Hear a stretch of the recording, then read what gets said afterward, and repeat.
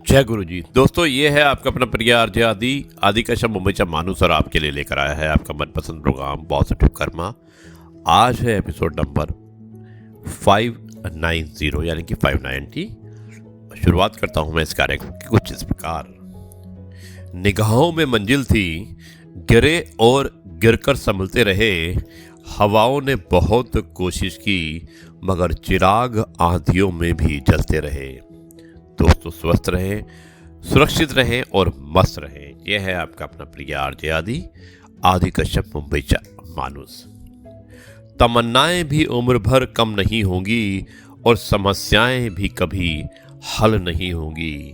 फिर भी हम जी रहे हैं वर्षों से इस तमन्ना में कि मुश्किलें जो आज हैं शायद कल नहीं होंगी।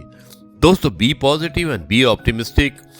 जो आज आपकी मुसीबतें हैं, अगर आप आशावादी हैं तो कल आपकी मुसीबतें नहीं होंगी। ये मैं आपको निश्चित रूप से फायदा करता हूँ। ठीक हूँ, ये तो हम किसी से भी कह सकते हैं।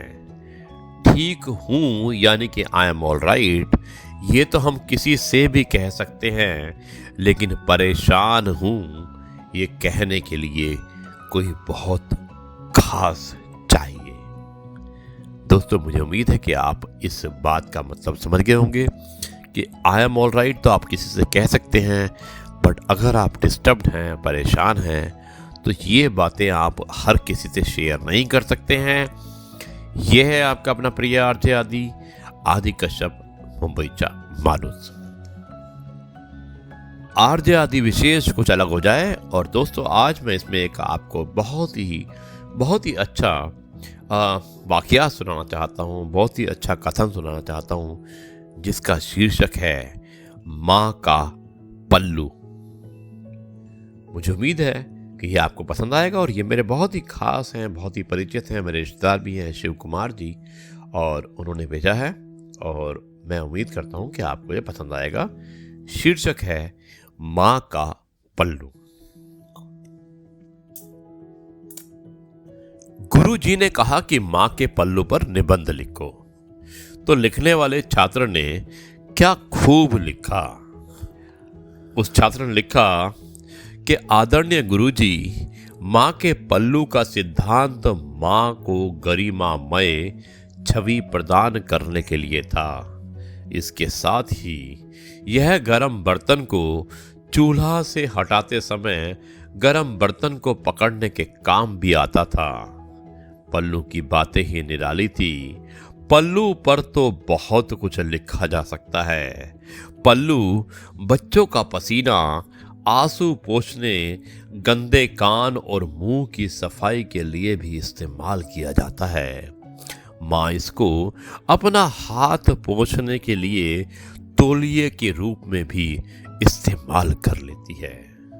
खाना खाने के बाद पल्लू से मुंह साफ करने का अपना ही आनंद होता है। और कभी कभी तो आंख में दर्द होने पर माँ अपने पल्लू को गोल बनाकर फूंक मारकर गर्म करके आंख में लगा लेती है। दर्द उसी समय गायब हो जाता है।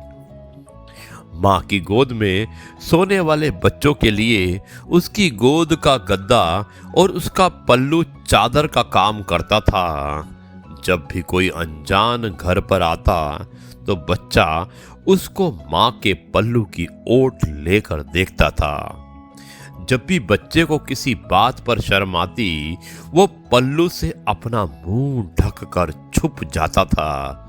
और जब बच्चों को बाहर जाना होता, तब माँ का पल्लू एक मार्गदर्शक का काम करता था।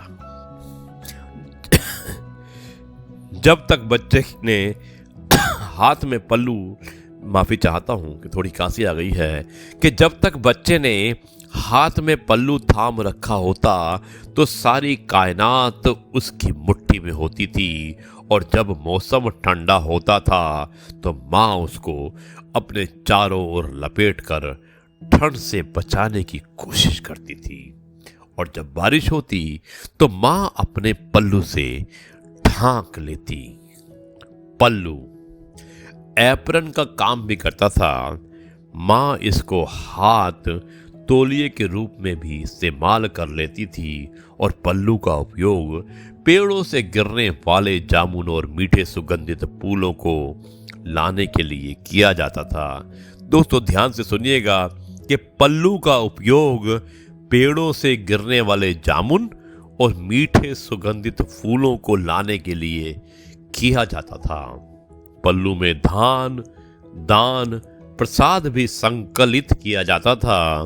पल्लू घर में रखे सामान से धूल हटाने में भी बहुत सहायक होता था।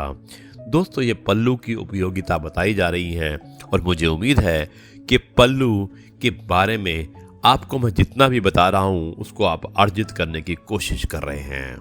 दोस्तों आगे लिखते हैं कि कभी कोई वस्तु खो जाए तो एकदम से पल्लू में गांठ लगाकर निश्चित हो जाना कि जल्द मिल जाएगी। और पल्लू में गांठ लगाकर माँ एक चलता फिरता बैंक या तिजोरी रखती थी, यानी कि पल्लू के अंदर भी कुछ पैसे रखे होते थे और अगर सब कुछ ठीक रहा तो कभी कभी उस बैंक से कुछ पैसे भी मिल जाते थे। मुझे नहीं लगता कि विज्ञान पल्लू का विकल्प ढूंढ पाया होगा।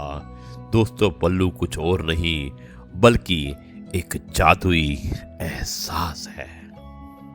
स्नेह संबंध रखने वाले अपनी माँ के इस प्यार को और उसके स्नेह को हमेशा महसूस करते हैं, जो कि आज की पीढ़ियां और पीढ़ियों की समझ में आता है कि नहीं पता नहीं। दोस्तों ये था आज का कथन माँ का पल्लू और मुझे उम्मीद है कि ये आपको पसंद आया होगा। अब मैं इस कार्यक्रम को यहीं पर समाप्त करता हूं और कल आपसे एक बार फिर मुलाकात होगी कुछ नई बातों के साथ। तब तक के लिए कहता हूं नमस्कार, जय हिंद, वंदे मातरम, भारत माता की जय, जय जवान, जय किसान, जय गुरु जी, शुक्राना गुरु जी।